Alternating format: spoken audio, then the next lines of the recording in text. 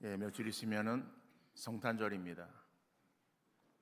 지금은 그런 모습을 우리가 좀 찾아보기 어려워요. 그렇지만은 예전에는 특별히 성탄절은 참 기다려지는 그러한 절기였습니다. 함께 모여서 성탄 장식도 하고, 그리고 성탄 이브에 성탄 축하 예배를 드리면서 또 찬양도 하고 선곡도 하고, 끝나고 헤어지는 것이 아니라 또 부서대로 함께 모여서 즐거운 시간들을 가지다가 새벽송을 돌죠. 새벽송을 돌면서 그래서 거기에서 또 주는 그런 과자들을 또 받아가지고, 그래서 가지고 와서 그리고 그 과자들을 또 기관별로 나누고, 그리고 또 수고한 그러한 사람들에게 또 주면은 그것을 기쁨으로 먹었던 바로 그런 것들이, 즐거움들은 바로 예수님의 생일이었기 때문에 그런 것이죠. 지금은 성탄절이 많이 퇴색되어서 어린 아이들이나 어른이나 그저 그냥 지나가는 그러한 절기로 우리가 지키고 있습니다. 오늘 본문의 말씀은 이사야 선지자가 예수님 오시기 700년 전에 아기로 오실 예수님의 탄생에 대한 예언의 말씀이에요. 여러분, 기원전 300년, 우리나라로 치면은 고조선이에요. 그리고 예수님이 오신 때는 우리나라의 삼국시대의 초기입니다.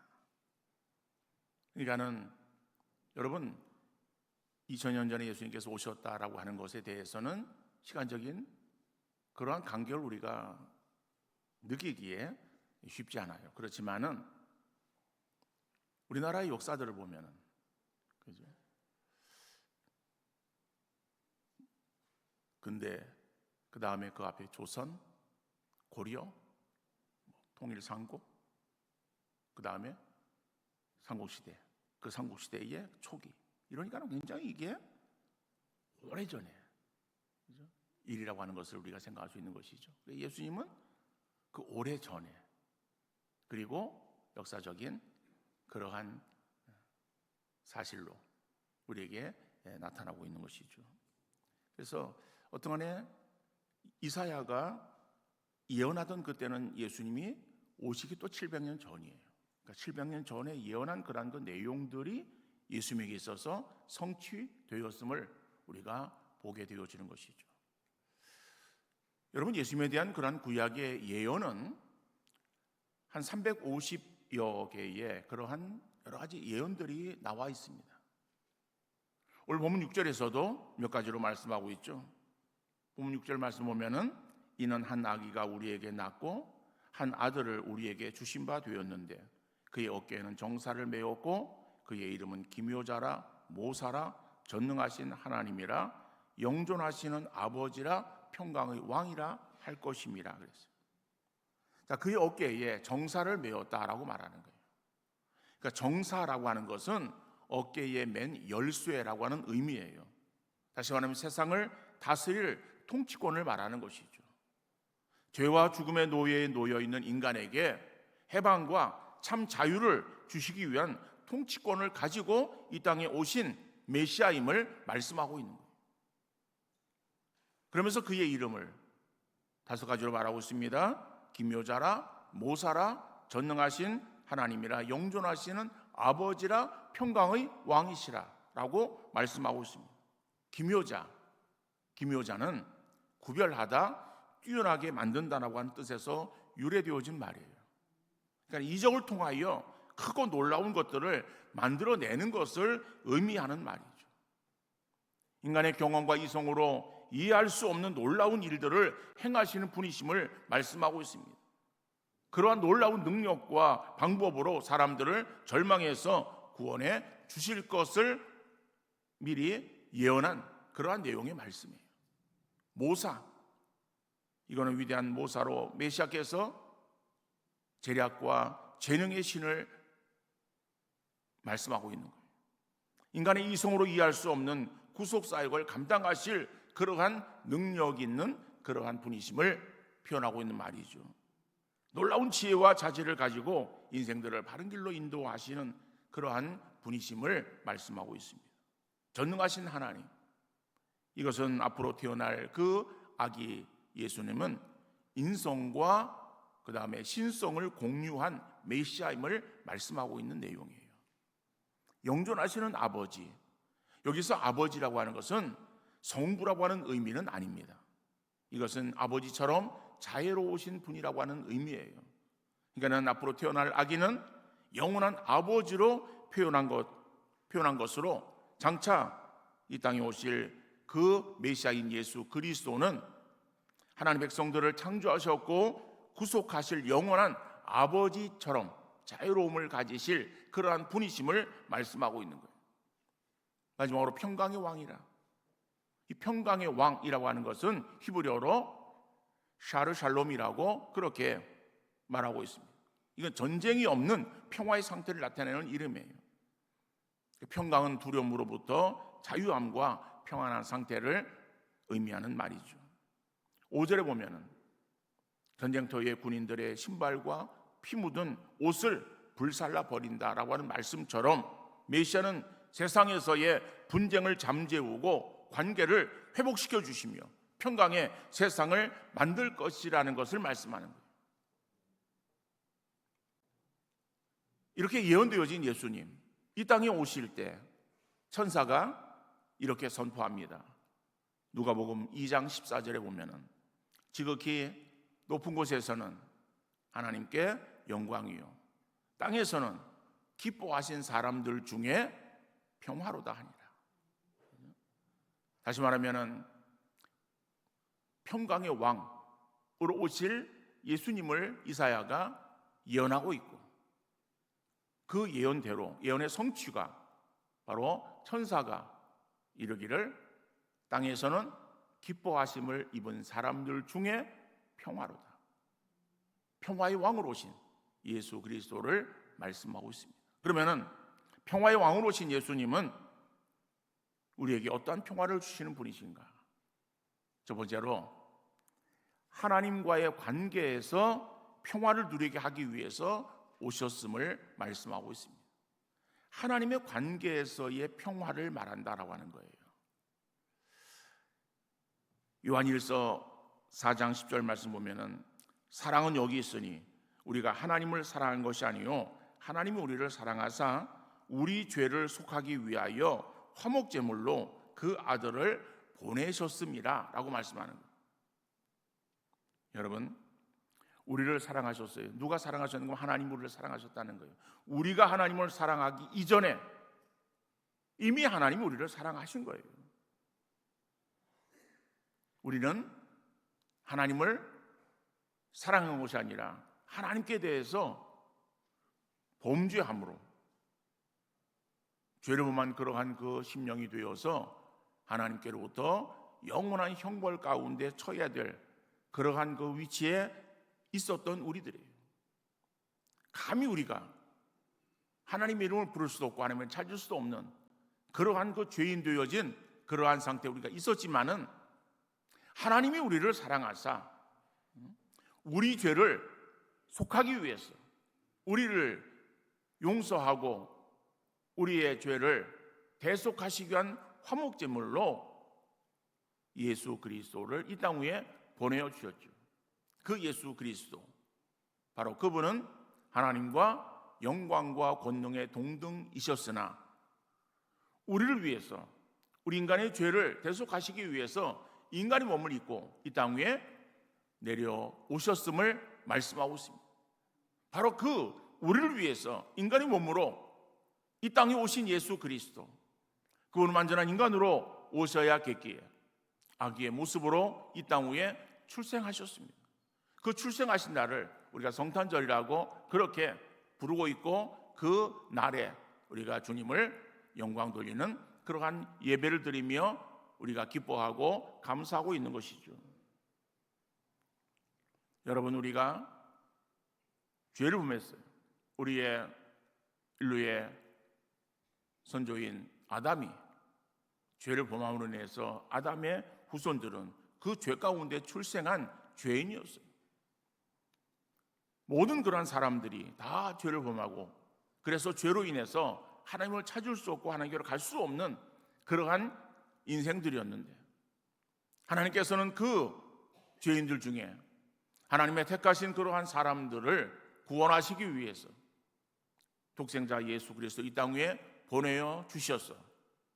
택하신 자들에게 구원의 길을 허락하시고, 그 구원의 길로 인도되어진 사람들에게 있어서 이제는 하나님께서 화목한 그러한 관계를 만들어 주셨음을 말씀하고 있는 거예요.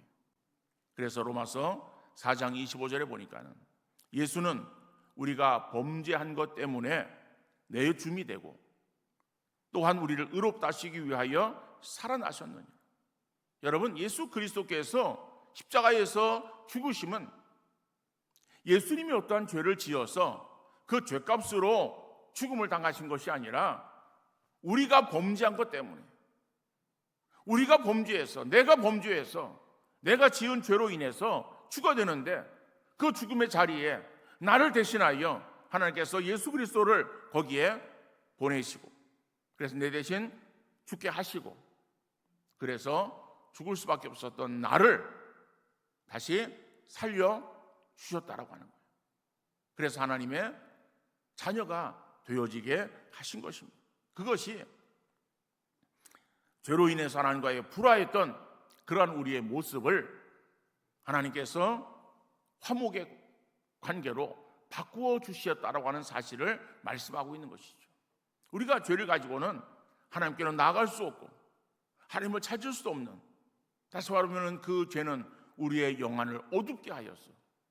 우리가 하나님에 대해서 인식하지도 못하고 하나님을 우리가 부르지도 못하고 찾지도 못하는 그러한 상태에 우리가 처해 있었지만은 하나님께서 우리를 빛으로 인도하여 주시사, 그래서 우리의 죄악을 해결해 주시고, 그래서 우리의 어두웠던 눈이 밝아져 이제는 하나님을 우리가 바라보게 하시고, 이제는 그 하나님을 향해서 우리가 아버지라고 부르며 하나님께로 나오게 하셨다. 이것이 하나님과의 화목의 관계를 이루게 하셨다라고 하는 것을 말씀하고 있는 것입니다. 여러분, 이제는 우리가 예수 그리스도 구속의 은혜 가운데에 그 하나님을 향하여 이제 우리가 아버지라고 부르게 되어진 것 아니겠습니까? 아버지라고 하는 그런 그 표현은 우리가 하나님의 그러한 친자식은 아니에요. 우리는 죄인이었어요. 그 죄인은 죄의 종이에요. 우리가 사단의 종이었어요. 사단의 종이었던 우리들을 하나님께서 그 죄에서 건져주시사 그 죄에서 구원하여서 이제는 하나님 편으로 나오게 하신 거예요. 그래서 우리가 하나님과 가까워진 그러한 관계가 되었는데, 단지 가까운 것이 아니라 이제는 하나님 우리를 사랑하셔서, 그래서 그 사랑 가운데 우리도 하나님을 사랑하는 그러한 자가 되게 하셨다. 그래서 아버지라고 하는 것은, 아버지와 아들이라고 하는 것은 세상에서의 가장 가까운 관계를 아버지와 아들의 관계로 말할 수 있지 않겠습니까? 뗄래야 뗄 수 없는 그런 부모의 자식의 관계. 우리가 세상 속에서도 우리의 부모들의 관심은 우리의 자녀들에게 있어요.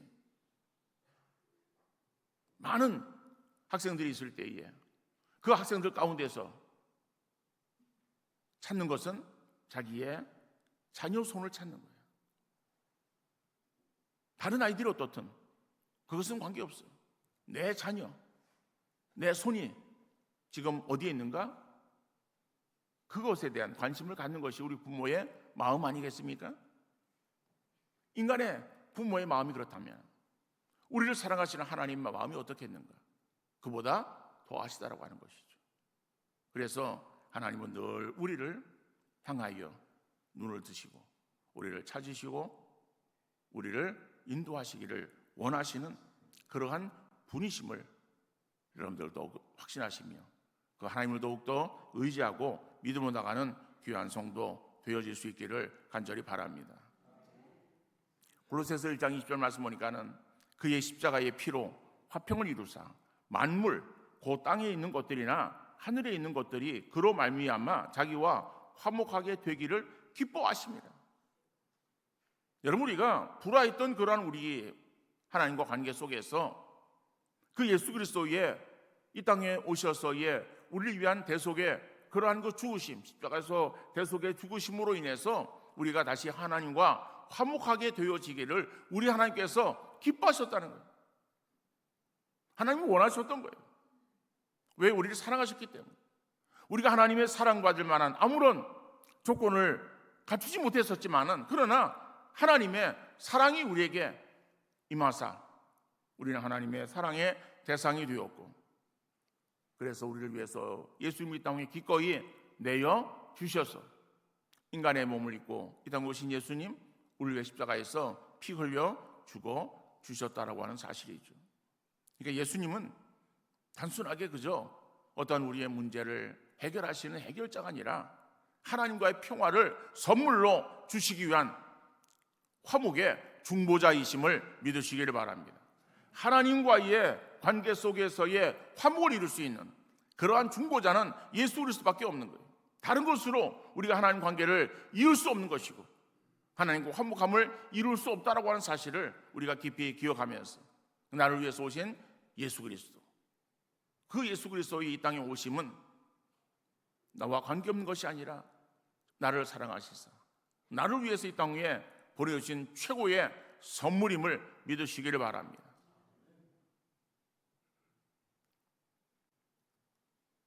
그 하나님 우리를 사랑하시사 화목한 관계를 이루게 하신 하나님, 그래서 우리를 이제는 버리지 아니하시고 우리를 떠나지 아니하시고 늘 우리와 함께 하시는 그러한 하나님이심을 믿으시기를 바랍니다. 디모데후서 4장 16절 17절 말씀 보니까는 내가 처음 변명할 때에 나와 함께한 자가 하나도 없고 다 나를 버렸으나 그들에게 허물을 돌리지 않기를 원하노라. 주께서 내 곁에 서서 나에게 힘을 주심은 나로 말미암아 선포된 말씀이 온전히 전파되어 모든 이방인이 듣게 하려 하심이니 내가 사자의 입에서 건짐을 받았느니라. 여러분, 사도 바울이 이제 복음을 전하기 위해서 떠났을 때에 바울과 함께한 그러한 제자들이 있었어요. 바울이 복음을 전할 때 그 옆에서 함께 바울을 도와서 복음 전도에 힘썼던 사람들, 그들이 바울이 잘 나갈 때 옆에서 그들은 바울을 축켜 세우며 칭찬하며 정말 바울과 늘 함께 하기를 그들은 장담했을 거예요. 그런데 오늘 본문에서 보니까는 내가 처음 변명할 때에, 이 변명할 때라고 하는 말이 무슨 말인가 하면은 이 바울이 복음을 전하다가 옥에 들어가게 되었을 때를 말하는 거예요. 감옥에 들어갑니다. 그런데 언제 풀려날지를 모르는 거예요. 그런 기약 없는 그러한 그 옥살이를 행할 때에 바울을 따르며 함께 하겠다라고 호언장담했던 그러한 그 제자들, 그 제자들이 다 바울을 떠나는 거예요. 그래서 지금 옥에 갇혀 있는 그러한 그 바울에게 있어서는 남아있는 사람이 한 사람도 없는 거예요. 그래서 그는 나와 함께한 자가 하나도 없고 다 나를 버렸다라고 말하고 있어요. 그런데 내가 그들에게 허물을 돌리지 않기를 원한다. 사람은요, 믿을 수 없을까? 그죠? 우리가 좋을 때는 다 친구 같고, 그리고 내 옆에서 늘 함께 할 사람 같지만은, 그러나 우리가 어려움을 당하고 힘든 상황에 처하게 되어지면은 가차없이 떠나는 것이 우리 인간들이에요. 인간의 연약함을 우리가 의지하고 그것을 우리의 믿음의 대상으로 삼는 그러한 우리의 어리석음이 아니라, 우리 사람들은 믿음의 대상이 아니라 어떤 대상이라고요? 사랑의 대상이에요. 그죠? 그냥 사랑을 주는 거예요. 그럴 대상이지 그를 의지하고 그를 믿고 그럴 대상은 아니다. 그렇다고 뭐 불신하라고 하는 그런 얘기는 아닙니다. 그러니까 인간은 연약하다라고 하는 것을 말하고 있는 거예요.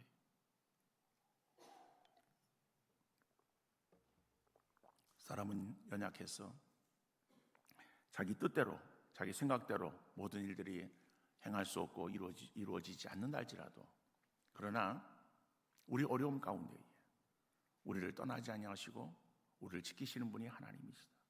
바울은 바로 그 하나님을 늘 확신했어요. 그래서 그가 지금 감옥에 들어가 있는 그러한 그 정말 힘들고 어려운 그러한 상황 속에서도 그는 외로움을 갖거나 두려움을 갖거나 염려하는 것이 아니라 나와 함께 하시는 하나님, 그 하나님을 더욱더 바라보면서, 그래서 더욱더 담대하게 내게 주어지는 그런 상황 속에서 내게 맡겨진 사명 감당하리라 다짐하는 그러한 그 바울의 고백을 우리가 볼 수가 있는 것이죠. 여러분, 우리가 어떠한 상황에 처하든지 정말 믿음의 대상이 아닌 다른 것들을 우리가 의지하며 나가는 것이 아니라 우리에게 진정 함께 하시고 나에게 있어서의 의지의 대상이 되고 나의 힘이 되어지는 그 하나님을 여러분 더욱더 바라보시며 그 하나님을 더욱더 의지하고 믿음으로 나가는 우리 귀한 성도 되어질 수 있기를 간절히 바랍니다. 여러분, 하나님은 우리가 좋은 상황에서만 그 하나님을 부를 때 하나님이 응답하시는 것 아닙니다. 우리가 어려울 때도 힘들 때도 정말 내 상황이 저 바닥을 치는 그러한 어떠한 그 연약함 가운데 들어있다 할지라도 하나님 나를 버리지 아니하시고 내가 부를 때에 내가 여기 있다라고 응답하시며 너와 함께 하시는 하나님이심을 여러분들도 확신하시며 그 하나님과의 화목을 위해서 우리 주님께 이 땅 위에 오셨음을 우리가 기억하며 성탄절의 의미에 다시 한번 우리가 깊이 기억하며 감사하는 그런 믿음의 성도 다 되어질 수 있기를 간절히 바랍니다. 두 번째로 인간관계 평화를 위해서 이 땅 위에 예수님이 오신 거예요. 오늘 보면 4절 말씀 보면은 이는 그들이 무겁게 맨 멍에와 그 어깨의 채찍과 그 압제자의 막대기를 주께서 꺾으시되 미디안의 날과 같이 하셨음이니라 라고 말씀하는 거예요. 평화의 왕으로 오셔서 압제자의 멍에와 채찍과 막대기를 꺾고 해방을 주신다는 거죠. 실제로 보니까는 공평과 정의가 있는 평화라고 말하고 있어요. 실제로 보니까는 그 정사와 평강의 더함이 무궁하며 또 다윗의 왕자와 그의 나라에 군림하여 그 나라를 굳게 세우고 지금 이후로 영원히 정의와 공의로 그것을 보존하실 것이라 만군의 여호와 열심히 이를 이루시리라. 여러분, 정의라고 하는 것은 올바른 것이고 공의는 누구에게나 편벽과 편애가 없이 골고루 바르게 대하는 것을 말하는 거예요. 그런데 정의가 없으면 평화가 없어요. 공의가 없어도 평화가 없는 거예요. 여러분, 올바른 것을 올바르게 행하지 않으면 거기에 불평과 갈등이 생겨 평화가 깨어지는 것이죠. 그래서 정의가 있어야 평화가 이루어지는 거예요. 공의도 마찬가지예요.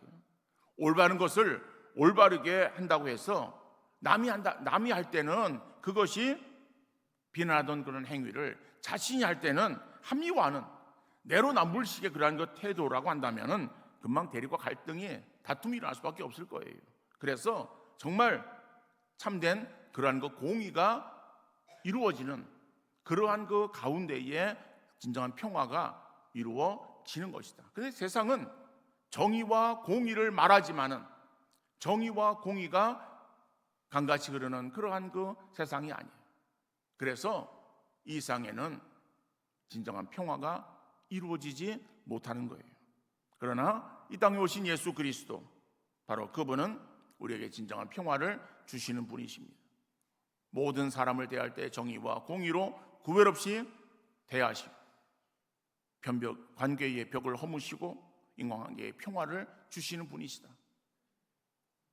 그래서 에베소서 2장 14절 16절 말씀 보니까는 그는 우리의 화평이신지라 둘로 하나를 만드사 원수된 것 그 중간에 막힌 담을 자기 육체로 허시고 법조문으로 된 계명의 율법을 폐하셨으니 이는 이 둘로 자기 안에서 한 세 사람을 지어 화평하게 하시고 또 십자가로 이 둘을 한 몸으로 하나님과 화목하게 하려 하십니다.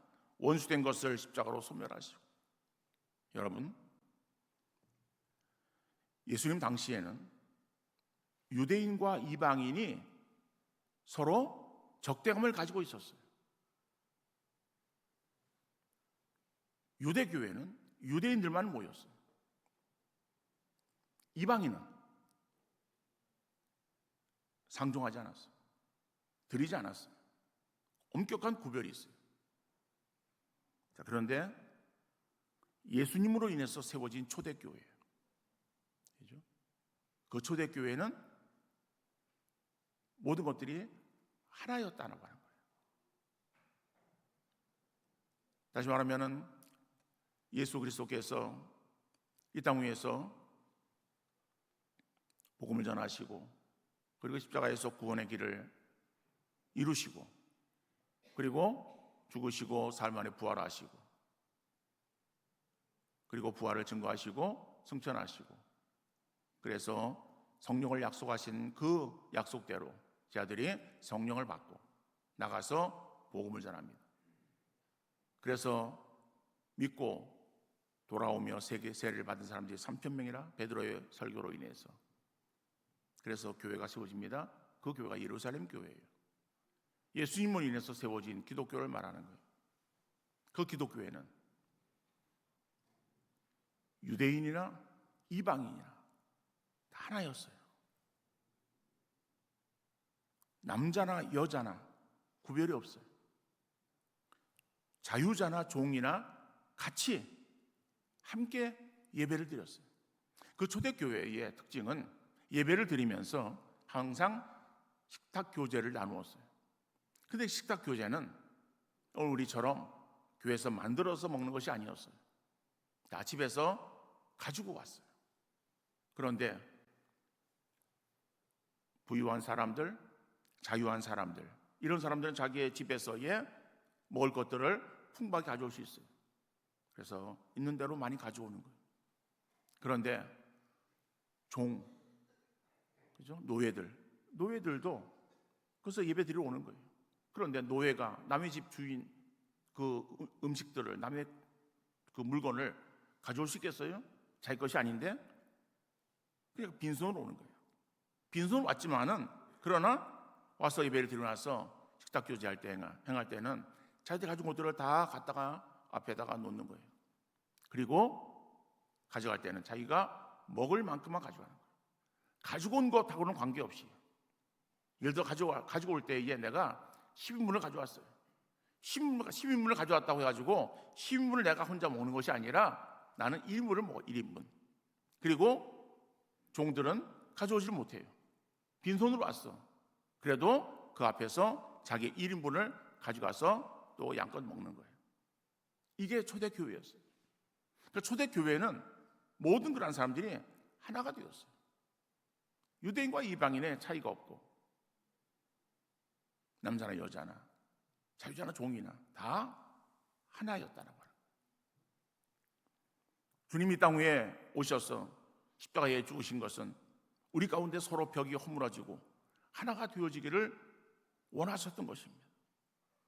서로 자기를 중심으로 하나 되어지기를 원하는 세상의 모습이 아니라 교회는 주님을 중심으로 벽이나 격이 다 허물어지고 감정이나 편견이 없이 모두가 하나가 되어지기를 원하시고 바로 그러한 교회가 되어야 될 줄로 믿습니다.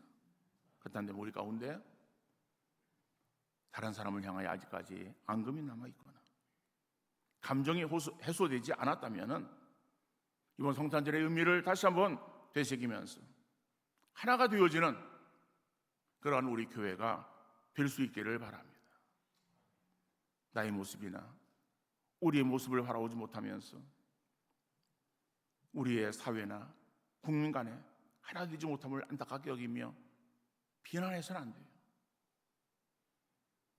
사회를 위해서 먼저 기도하기 전에 우리의 모습 속에서 하나 되지 못하고 반목 질시하는 그런 우리의 가정과 우리의 교회와 우리 성도들의 그러한 관계 회복을 위해서 기도하는 우리 모두가 되어질 수 있기를 간절히 바랍니다. 주님이 우리의 하나된 평화를 위하여 이 땅에 오셔서 십자가에 죽으셨음을 기억하며 하나 되기를 힘쓰는 우리 모두가 될 수 있기를 간절히 바랍니다. 주님으로 말미암는 평강, 여호와의 선물인 평강, 이러한 것들이 늘 우리의 삶에 머물고 또 이러한 그 평강이 우리뿐만 아니라 우리의 모든 삶에 그러한 그 거전 위에 넘치는 아름다운 역사 있어질 수 있기를 간절히 바랍니다. 주님이 이 평화를 이루기 위해서 이 땅에 오셨어요. 우리가 주님의 제자가 되었다면 우리 가운데서도 이러한 평화의 모습들을 이루어가는 정말 평화의 도구가 되어지기를 원하는 그런 성프란시스의 기도로 끝나는 것이 아니라 이것이 오늘 우리의 기도가 되어야 되지 않겠습니까? 주여 나를 평화의 도구로 써 주옵소서. 내가 평화를 전하고 평화를 행하는 그러한 사람이 되어지기를 원합니다.